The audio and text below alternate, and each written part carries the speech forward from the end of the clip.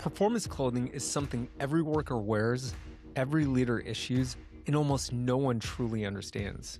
I think one of the things that we need to do first and foremost is people need to treat this just like they would treat any other tools. Today, DragonWear's Simon Levin explains why PPE workwear isn't just a box to check. It's how you gain a performance edge that directly affects your focus, your endurance, and your safety. Because, once you start to feel uncomfortable, that's where accidents begin to happen because you're not completely concentrated and aware. Discomfort is unsafe. This is the WorkReady Podcast.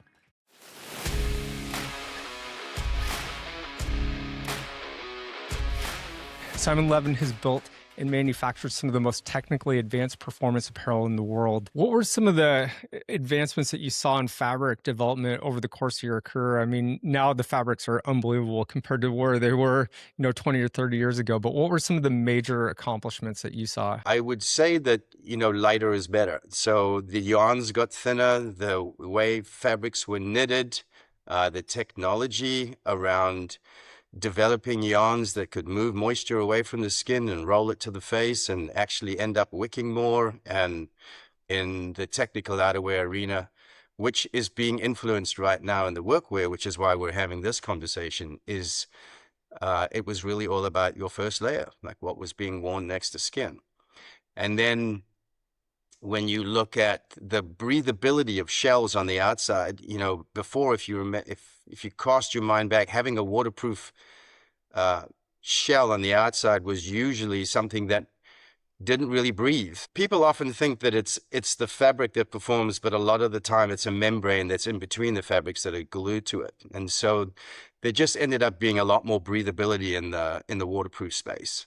And that really changed the whole world's focus too, because now you had performance that was next to the skin, where you were able to have performance move the moisture, and then you still had an outer shell, and rather than when all the moisture was being whipped away from your body, it's still stuck there in the middle, it still had the opportunity to actually move through every layer and end up coming to the very top layer. So all in all, as an athlete, someone out there hiking and sweating and moving, you now had a real complete capsule of layered product that was able to perform like really diligently.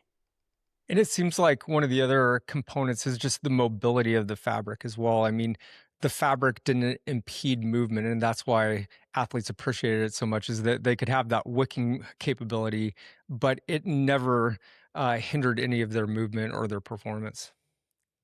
Yeah, I mean, knit fabrics have come a really long way. When people wanted something that was hardy and could stand up to the rigors of the heavy elements, woven fabrics were very much in the forefront, and knit fabrics evolved so much more in performance. And so, you had things like Lycra that became real part of the makeup of how people put actual fabrics together, which then gave them the four-way stretch and the movement, which makes a huge difference. When you first started looking into the industrial space, what were some of the gaps that you saw in how the clothing was manufactured for the worker to wear?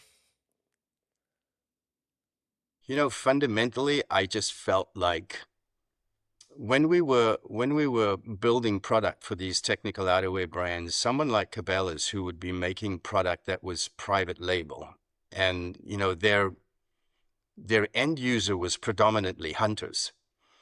And one of the things that we found was, hunters would go out there in very cold temperatures and sit in a tree stand and layer themselves up, but the first thing they would have next to their skin was that cotton underwear. And they wouldn't really spend money on their clothing, but while they're sitting in that tree stand, they've got that very expensive firearm, whatever that was, with an ATV. And once they killed something, they had all of the technology to slice and dice and package and put this thing on tops and get it out of there. And all of the money was spent on everything but clothing. And then slowly but surely, the hunters started to become very educated. And they started to understand that you need to spend money on your clothing just like you would spend money on everything you'd use to hunt. And when I saw that, when I got out of the manufacturing side and looked at the future, I was looking at those people out there that today we are calling them, and this is something that you guys are a huge proponent of, advancing the conversation of an industrial athlete. You know, when people go out there and they wear all of this technical clothing because they're in the elements doing something recreationally, they're not wearing their clothing 8 hours a day, 7 days a week. But there are people out there who are in the same elements, just like you'd be climbing a mountain in the winter, dealing with rain, sleet, and snow, or in the summertime, dealing with some serious heavy heat. But no one is taking care of them. And so they didn't have the technology available to them in fire retardant fabrics that people who are doing recreational sports in order to protect themselves in the elements actually had for themselves. So I thought that we should be taking care of those people who spend more time outside in the elements than anybody else would. And it seems like that was the fundamental shift, because a lot of industrial athletes are hunters. And so they see all these advancements in the clothing technology that they have when they're out there hunting, and you're moving and you're hiking, you're exerting yourself. And I would imagine that they'd go to work and they'd think, why are my jeans so uncomfortable? And of course they have to wear the FR or AR rated clothing. And so when did you start to see that shift of the industrial athletes having that fire retardant clothing start to become much more performance wear? Yeah, I don't know. I don't know that I could answer that 100%, except to say I think two things happened. Technology-wise, I think the technology began to advance where fabric manufacturers and developers started looking at the market started to open up. And I think a lot of what opened up the market was we're in that transitional phase where we have a large part of the population that are aging out. So we have a lot of people who still had the conversation that heavier is better. Or I can wear my woolly sweater and that's okay. That's all I need. And yeah, that's what they grew up with. So that's what they knew, behaviorally, that's what they wore. But I think as the younger generation and the younger people are starting to broach the utility industry and the mining and the oil and gas environments, and social media is exposing so much more in the world of information. And you've got brands like Lululemon and Arc'teryx and Patagonia that, they're synonymous for appealing to all ages and the younger age group as well. So I think in the technical outerwear space with people on a fashion basis, someone like Arc'teryx really impacted the market, because even if you weren't a technical athlete, wearing Arc'teryx actually said, I either want to be, or I look good in it, or it actually works for me. And I don't have to be a massive athlete. If I want to go skiing and I want performance, it's there for me. So I think they started to transform the market and people started to get influenced. Vimosity is more than training. It's a safety and readiness platform trusted by companies to keep their field professionals strong, healthy, and ready for the job. Now we're launching something new, the WorkReady community. It's the first online community built exclusively for field employees, a place to connect, learn, and lead the future of our industry. Join us and be part of the movement.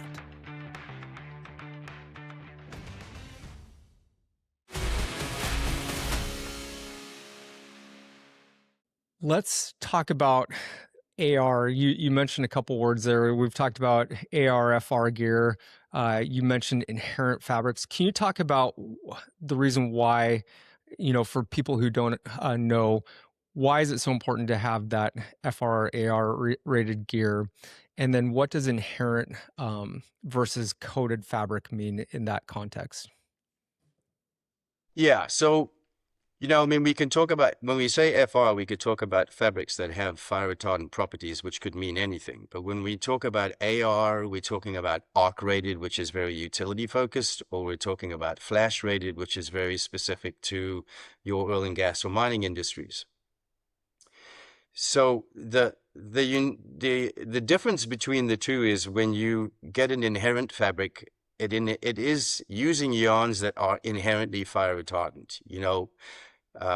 You have yarns.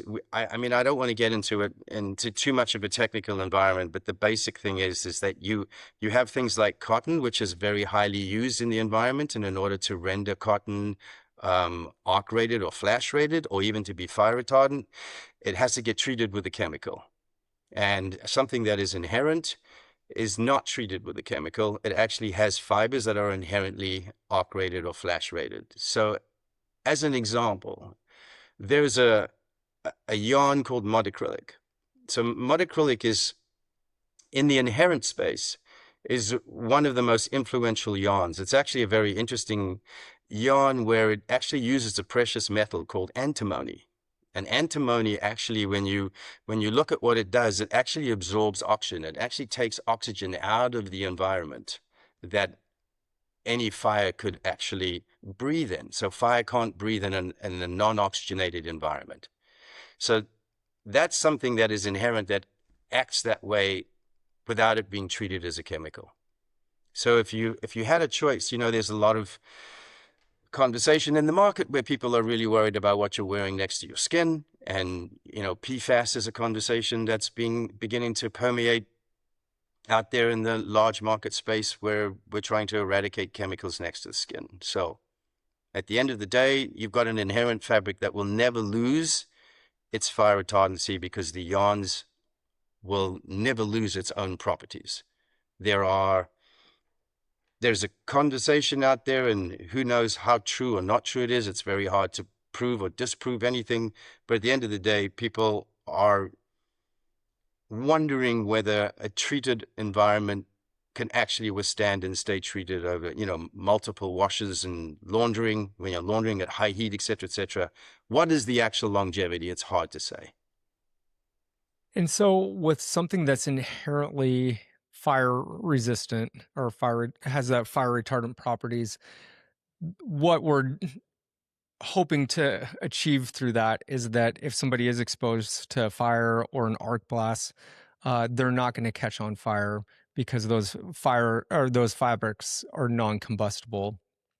What about fabrics like cotton or synthetic fibers, and how can that be dangerous, especially when you're wearing like maybe a synthetic undershirt underneath something that even may be FR on the outside? Yeah, it's a good question. When you say synthetic, let's just take polyester, for instance. Polyester, if that melts, it'll wrap around you like shrink wrap. So it's a concern if anybody's out there in a safety environment and you're wearing arc or flash rated or FR clothing on the outside, but you're wearing polyester next to your skin. It doesn't mean because you're wearing arc rated clothing that you're not going to experience any heat next to your skin. So if you're in a 4,000 or 5,000 degree flash or arc rated and you're wearing polyester next to your skin, even if you're wearing arc rated clothing, that thing's going to melt. That is a safety hazard. That is very dangerous. When you talked about cotton, cotton is not going to react the same way as polyester or a synthetic fabric would. But what one has to be aware of is that cotton is a fabric that absorbs moisture. So one of the things that we care about in the world of performance is we want your next to skin garment to be moving moisture away from your skin as much as possible. And there's been testing done in the laboratory where even if you're wearing arc-rated clothing and you're wearing a cotton t-shirt underneath, and your cotton t-shirt is absorbing moisture because you're perspiring in the working environment, when you're in a flashover, an arc flash with that kind of heat, all of the moisture next to your skin is going to boil. And if water boils, it turns to steam. So steam burns are a safety hazard as well. So you want to be conscious about what you're wearing next to your skin, because we want our skin to be as dry as possible, because regardless of the protection that you have, if there's moisture next to your skin, that's going to be a hazard. I want to talk about DragonWear for a second. I'm actually wearing my Yes, DragonWear yes. shirt. Let's talk about our DragonWear for a second. Yeah. And honestly, like I do a lot of endurance athletics. I do triathlons and trail running. This is hands down my favorite shirt to run in, Yes. for multiple reasons. From a moisture wicking capability, it does phenomenal. It's so stretchy. It's just comfortable to wear.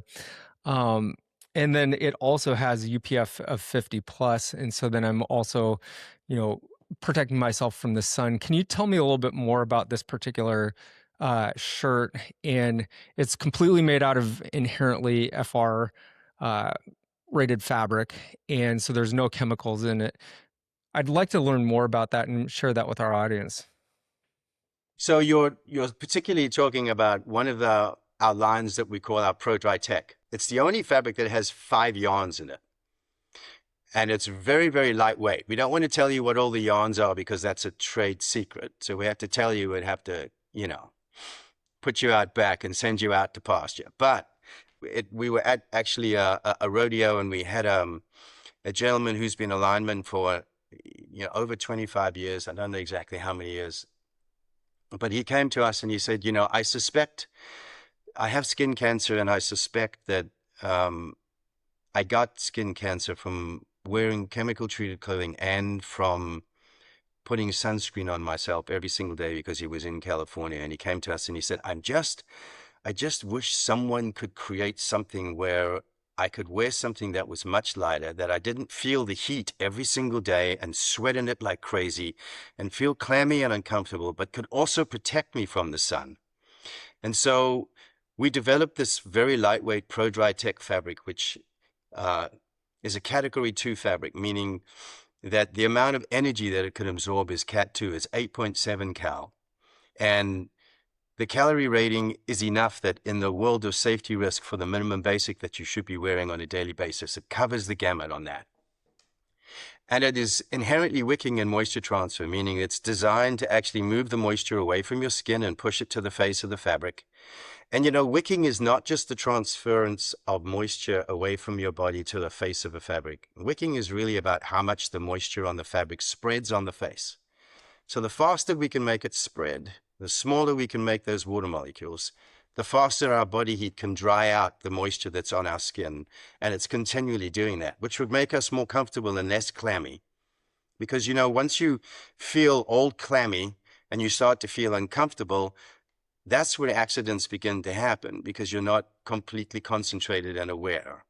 And then we also have a silver thread technology in it, where it's bacteria is what causes body odor, and bacteria hates silver. So we have some silver thread technology.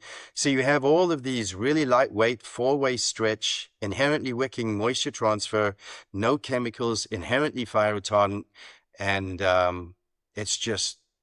it does the job. It was something that I think we only sold like 20,000 units 5 years ago, and today we're selling about 175,000 units a year. It speaks for itself. Yeah, it does. And what I love about DragonWear, I think your motto is "the clothes you live in," or something along those lines. And Yes. what is interesting is, I mean, I'm someone who doesn't like to be hot, and so I pretty much am always in a short sleeve shirt. But if I go out for a run, even if it's 80 degrees out, I'll still choose a long sleeve shirt because I know that I have the sun protection, and it just wicks out moisture away. It's pretty amazing. And the mobility that I have, there's no impedance in my movement. It's just such a light fabric. So I think you guys nailed it when it came to this particular shirt. Yeah, I agree, if I say so myself.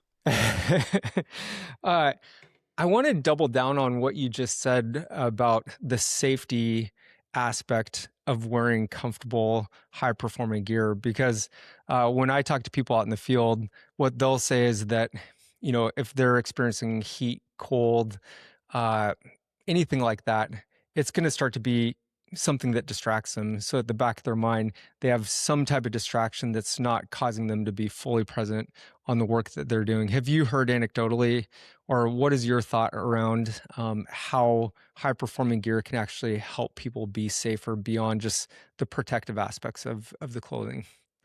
Yeah. Kevin, I'm glad you asked that question, because I got to tell you, there's nothing I'm more passionate about than this topic. Because when you think about the work environment, you could just think about utility workers who are working in very hot environments in all of the climates that we have, even here in North America, in Arizona and Texas and California, as your most basic places that are really hot. Even up here in Canada, where it can get to 30 or 40 degrees. And it's linemen who work in those temperatures on the outside, as well as you got people in oil and gas, and they all have to wear long sleeve and they all have to wear long pants. And then you've got people in mining who are working underground in 40-degree heat that as soon as they start their day, they're going down a mine shaft with whatever it is they're wearing. And from the moment they get down there, they're down there for 8 or 12 hours a day, and they're sweating in an environment daily. And there's nothing I'm more passionate about than making a difference right there. And so it's been proven that your body can regulate its core temperature more efficiently if it's dry, as opposed to it being wet. And so if I was going to suggest that anybody wears anything as a first garment, as their first line of defense for comfort and having something that's performance, then we would want to be looking at what's next to your skin first. And unfortunately, it's not that it's unfortunate. It's just a question of economics. And, you can't throw that out the window. Money's money and things cost. And so when you look at what it costs to have a high performance piece that's next to your skin in the workwear world, it's an expensive proposition. And so I think for the longest time, this conversation hasn't come to the forefront and isn't at the forefront and isn't one of the most important conversations that we should be having around the safety, because it's not just the comfort that we need to be looking at, because discomfort is unsafe. Unsafe from, as you said, the awareness and where your state of mind is, but also in an arc flash or a flashover, those are the environments where people could get burnt really badly. And we should be looking at that. And it's totally understandable from an economics point of view that you would look at the bare minimum. And places that actually, looking at the cold, for instance, it's never just one piece that a person needs to purchase for their employees. It's multiple. So, and all of these pieces have to be washed. So, I don't want it to land like nobody cares. I think they do. I don't think that they're aware enough, and I don't think the boots on the ground have pushed the envelope enough. I think they're beginning to. I think what you're doing right now is making a difference. I think we just have to get the conversation out there is that it doesn't take a lot. Just starting with next to skin can make a huge difference. And that's where I'm up to. I'm not sure if that answered the question, but. No, it did. And I'm going to dive deeper in that here in a second. But you said one thing that I think is really important, going back to the safety of and the role that being comfortable in clothing plays with that.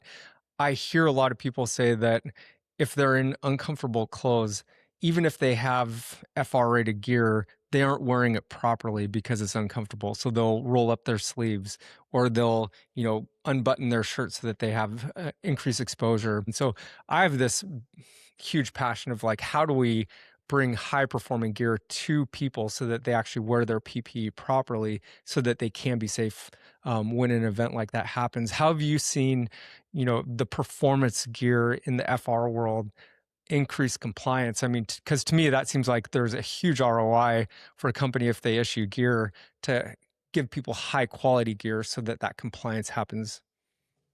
Yeah. Like any major shift or any major move, nothing happens overnight. So I think, the first place is going to be that there are people like you and people like I who have a commitment to turn out an outcome in the future and not be giving up about it, because, change is not something that happens overnight. That's the first thing.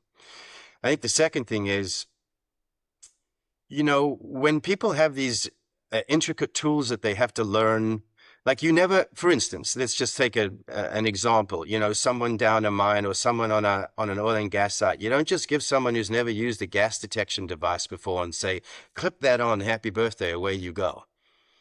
You know that the dangers of being in those kind of environments have had outcomes that have really had people end up dying, or that it's a real safety concern that people are so well aware of right now that no one puts on a gas detection for the first time without them really being taught 100% on how to wear it.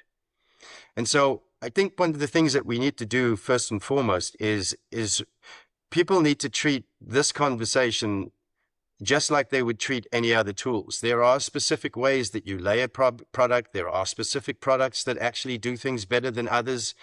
And I think that there just has to be an education. And I think that's where DragonWear, and that's what I love about this company, and that's where we start.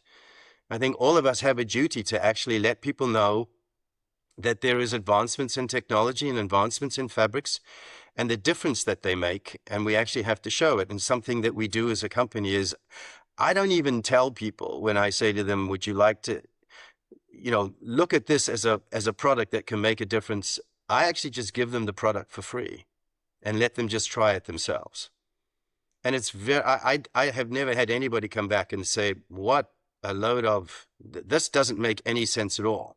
And then when people come to me and say, wow, I had no idea, it's just our job to take the ROI on that, because wow, I had no idea, costs money. When you make a garment that's an inherent garment, those fabrics are being built and engineered. It's not something that just grows and gets knitted and gets made. There's technology behind that, and technology costs money. And we need to let people understand that the difference that it makes and the lives that it can save. Heat stress is a massive issue right now in the workwear world.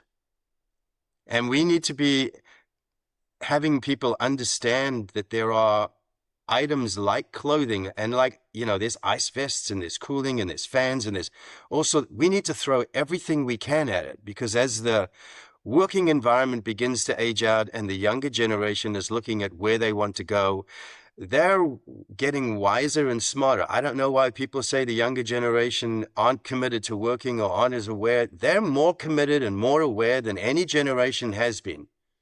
And so they're going to be more of a demand about what makes a difference for them. And if we're open and awake and we're listening, clothing is going to make a difference.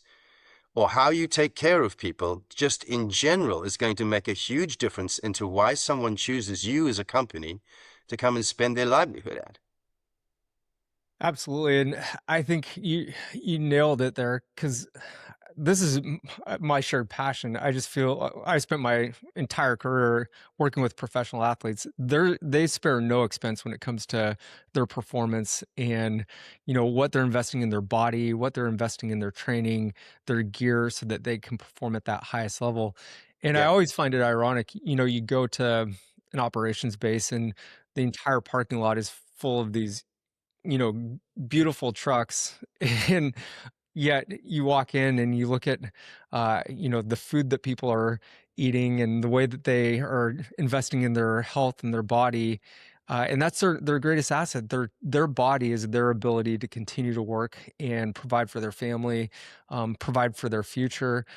And they would never think about putting crappy gas into their vehicle. And yet when it comes to the body, there has to be this mind shift. And I think that this encompasses all these different topics. The clothing that we wear so that we can be safe, so that we can have our head in the game, so that we can thermoregulate properly. All those things, are worth investing in. And so I think that's such an important topic about that. And, from a sports medicine standpoint, we always talk about thermoregulation is one of the most important things. And the body is insane when it comes to the window that it likes to keep our body temperature at. And it will do, pretty amazing things just to maintain that body temperature within 1 to 2 degrees Fahrenheit. It starts to shut down blood vessels, bring blood to the core. If we get too cold, we'll start to shiver.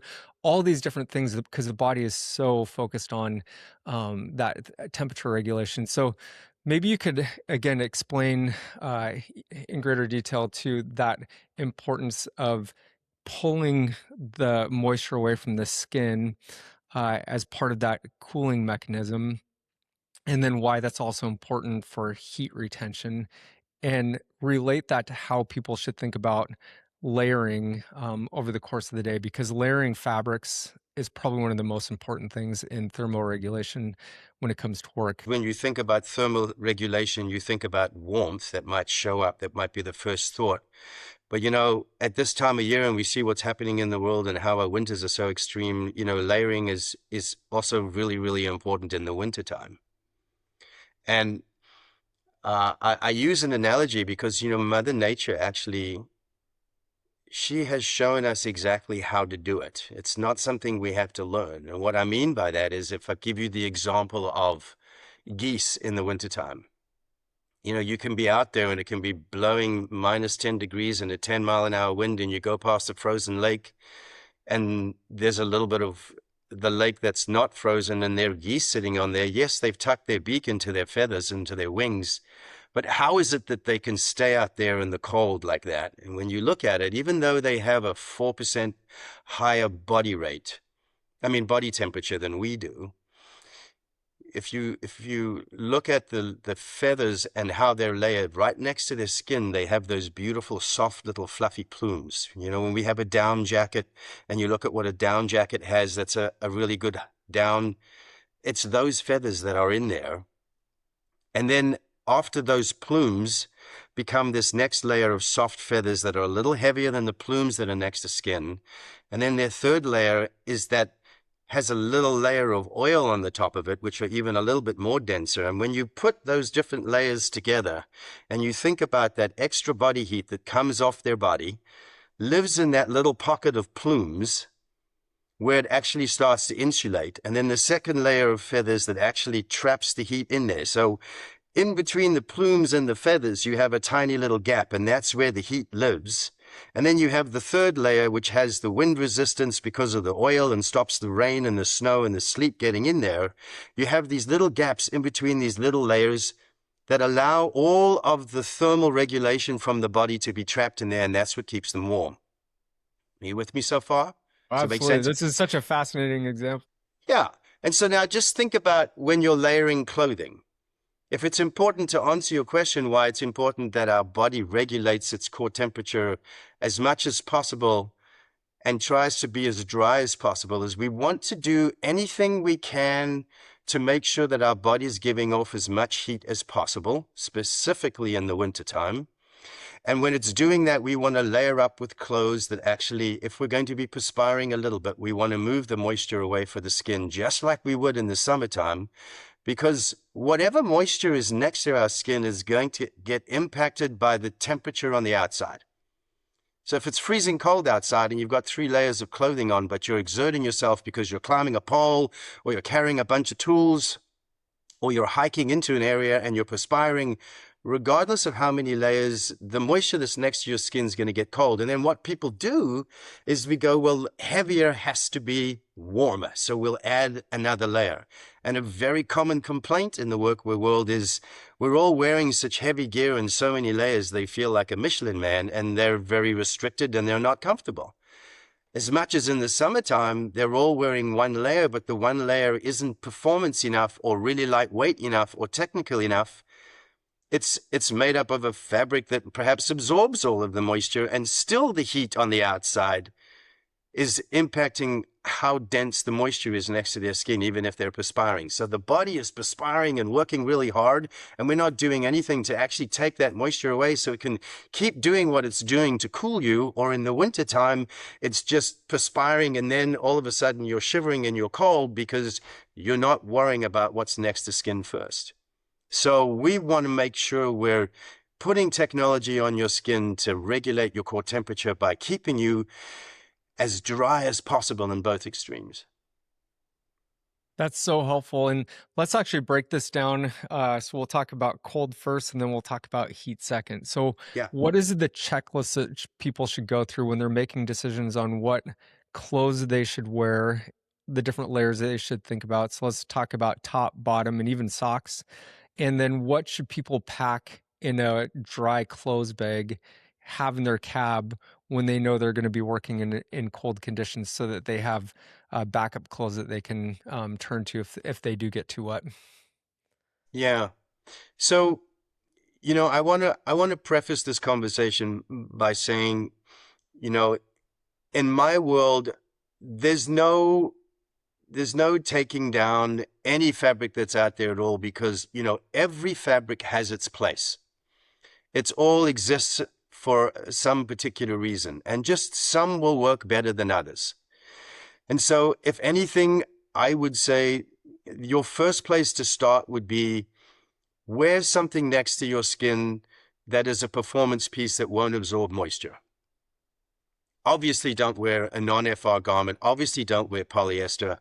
As much as possible, I would prefer it, and just myself personally, if you didn't wear something that was cotton or something that was treated. But, it has its place. So, as I said before, economics is something that you really have to be concerned about. But if you were going to be doing something, if you're going to be wearing cotton next to your skin, then pack an extra set. So if you're out there and you get caught in the elements, or if you're going to be working all day and at the end of your day, or even halfway through your day, you need to change up on something, have an extra set of clothing. Actually get a bag and make sure, in the wintertime, pack those extra socks, get an extra beanie, get an extra shell, have 2 on you. Even if you're not carrying it with you, leave it in the truck. You don't know what's going to happen. And in the summertime, I would definitely take 2 t-shirts with you, and at least during the course of the day, I would change out. You've made mention of this, and you are big proponents of this and supported and done articles with it. Obviously, in the heat, you want to be hydrating yourself as much as possible. That's going to be a key element. And then in the wintertime, you want to be wearing as little layers as you possibly can, but whatever layers you're going to wear, try and wear the layers that are really going to make sense. So if you're going to be wearing something that's performance next to your skin, your next layer would be insulating layer. So something that's slightly heavier, something that's fleece, something that's lightweight, not really very heavy. And then your third layer would be your shell. That would be waterproof and windproof. You do want to be thinking about the wind. Wind can impact you at something that, as example, is, -5 degrees in the wintertime and you're up in a bucket. If it starts to get windy and it's a 10-mile-an-hour wind, you could be at 3, 4, 5 degrees colder in a matter of an instant. So very important that you have in your cache something that's wind resistant and water resistant, as well as your extremities. When your body is going to take care of itself, why your fingers and toes get cold first is because when the body's going to protect itself, it's going to protect its organs first. So the extremities will be where you'll get less blood flow. So what you want to do is you want to really make sure that you're protecting your extremities as well. So gloves, socks, and beanies. You could never have too many in your bag, and having 2 sets of that as well. Just prepare yourself. No different than if you were an athlete.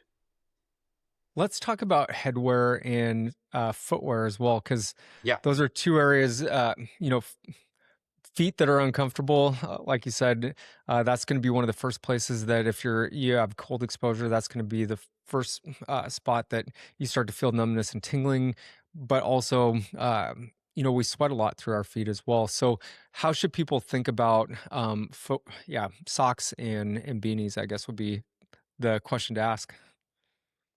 Yeah, well, again, one of the things about footwear is it's very hard for someone to take all of the sweating that happens in their feet and move it somewhere other than that small encapsulated environment that you're in. So it's not like you can move moisture and end up having your feet be completely dry. But rather than wearing cotton socks that are really absorbent, try and wear something like merino wool. Merino is something that is inherently, it has some FR properties, but inherently it moves moisture as well. So I would definitely really spend the money on having a performance sock, and merino wool does the job the best. And never expect that you could, wear a sock and that your feet will never experience some kind of moisture, because just think about it. There's not a lot of places you can go, and we want to do everything we can to make sure that your feet are waterproof, because they're the ones who are in the water the most. So they will be waterproof and not as breathable. Yeah, I think a key thing to remember here too is that it doesn't have to be freezing cold for you to experience a cold injury. Wet hands, wet feet, because they're surrounded by wet socks or wet gloves, that can lead to a non-freezing cold injury, which can lead to long-term neuropathies and and all kinds of issues with your skin and the nerves in those extremities. So it's important to remember that you got to keep the stuff dry, because cold and wet is one of your biggest enemies out there. Yeah, I would say one of the biggest mistakes the workwear world makes, especially when it comes to their boots and their footwear, is, they'll get it wet and then they leave it at the back door. I think that, much like hockey players bring their skates and there's all of these shoe warmers and they put it on that little shoe warmer things and it's blowing hot air in them. I think that we should be aware of coming home, if you don't have the blowers and you have a fireplace at home, stuff them with paper up to their toes and put them in front of the fire and try and get that first layer in the insole as dry as possible before you go out to work the next day, because you're behind the 8 ball right from the very beginning if you're not drying out your insoles. How should safety and operation leaders think about their PPE program and the clothes that they issue and what they make available so that they can ensure that their workers have top performing gear? I would suggest that the safety environment spend as much time worrying about the quality of clothing they get and how it performs, rather than just the clothing that they get meets the protective requirement. When you think about the utility world, don't just think about wearing the right amount of protection. Because a lot of the time, as we talked about earlier, the right amount of protection is not necessarily safe, especially if your body is water laden or moisture laden. So I would say, much like you would think about putting all of the structure in place and having the software and having all the tools and having all of the reporting and all of the requirements that you need to make sure that you're understanding and reporting about how safe people should be, that you spend as much of that energy looking at how safe the PPE is that you're offering them, and not just from a minimal standard point of view, but from all aspects, including performance and comfort. And you mentioned this already. I mean, your products are higher performance, high quality components. They are going to be more expensive. And so if a safety leader or operations leader is, you know, creating a return on investment case for why it's worth investing in higher quality products, what do you say to that? Yeah. Another good question. So, there's a number of things. Maybe you can't quantify it from a dollar perspective, but there's employee retention, or what is it that you're doing to attract new members to your team and new employees who want to come and work in an environment.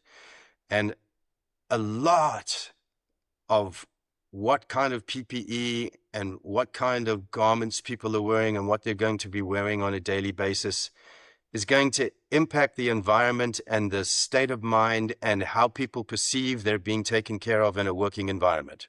That's the first thing. You create a good working environment for people, then you can ask a lot, but you can share a lot and you can create a lot in an environment where people are listening. The second thing is, I think that in an ROI perspective, when you look at how people take care of their clothing, if the clothing doesn't do much or is breaking down or is something that has to be purchased on numerous occasions, if you look at the turn on something, let's just take a hoodie, for example. If it's a cheaper hoodie and you're buying it twice or 3 times in the space of 2 years, but you're buying one hoodie that's more expensive, and it's impacting the wearer and their state of mind and how proud they are wearing it, how safe they are wearing it, how comfortable they are wearing it, it doesn't get left on the floor in the back of a yard, in a utility yard, where a person goes, I lost it, I don't care about it. That thing is kept in their locker and is worn on a daily basis. And so your ROI over a long period of time will make the difference. Well, you've spent over 3 decades in the performance apparel space. What are you most excited about right now as it relates to industrial athletes? Yeah, I think that this conversation that we're having today, with social media being able to get the message out, with people becoming more aware of what performance means to PPE in the workwear world, the technology that's being created in fabrics, where fabrics can protect people and can perform with the standards in North America, and laboratories and utilities, and specifically in the utility, I find the utility market, and that's where we specialize most and we're most well known. They really, really, really are very, very stringent. And I think those stringent standards are beginning to permeate all industries. Not to say that they haven't been there. They've been there everywhere. They are. But there is no standard or safety environment out there that doesn't have room for improvement. So I think that it's evolving. And then I also think that our younger generation, which I have a lot of faith in, are beginning to be more of a demand and be a little bit more outspoken. So I think that the boots on the ground at the level where they can be a demand about what makes a difference for them and be more outspoken and share it with those in the upper levels of management, I think that those messages are beginning to get heard. And I think that the general, this could be subjective, this could be a podcast in itself, but I think that the awareness of what it takes to create an environment where employees are now being thought of more as people who can make a difference to your outcome as opposed to someone who's filling a position is beginning to evolve and change. What's one message that you would want frontline workers to leave from this conversation? I would say don't think about just going to work every day as something that you get to do to be able to support the quality of life that you have, but think about what it's like to go to work every day and the dangers that are out there and what it's like to come home and be back home with your family and your loved ones, etc. And if you do that, then be more aware on every single aspect of what it's going to take to do your job 100%. And it's not just tools, but it's your clothing too. Any final thoughts that you'd like to leave our audience with, Simon? That was a great summary there, but I'm sure you have more to say.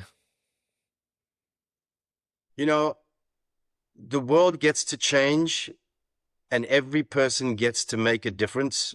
And so if who you can be, if it's just you for the moment, that's the only one that's out there that has that conversation about how important it is to you, then be a stand for it and share it, because you never know what a pebble in the pool looks like. And just because of what you do and what you say and who you be, you can make a huge difference out there. So don't give up on the conversation. You can influence anyone.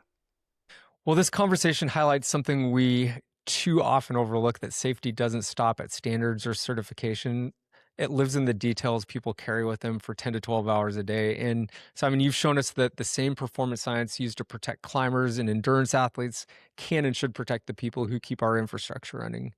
If this conversation changed how the way that you think about PPE, workwear, heat and cold stress, share this episode with leaders or safety professionals responsible for equipping crews out in the field. You can also support the show by subscribing to the WorkReady Podcast on your favorite platform and leave us a review. It helps us continue to bring these conversations to the people who need them most. And we're going to continue this conversation inside the Vomosity WorkReady community. And Simon's going to join us for a deeper dive on base layers, fabric choices, and practical changes safety leaders can make right now.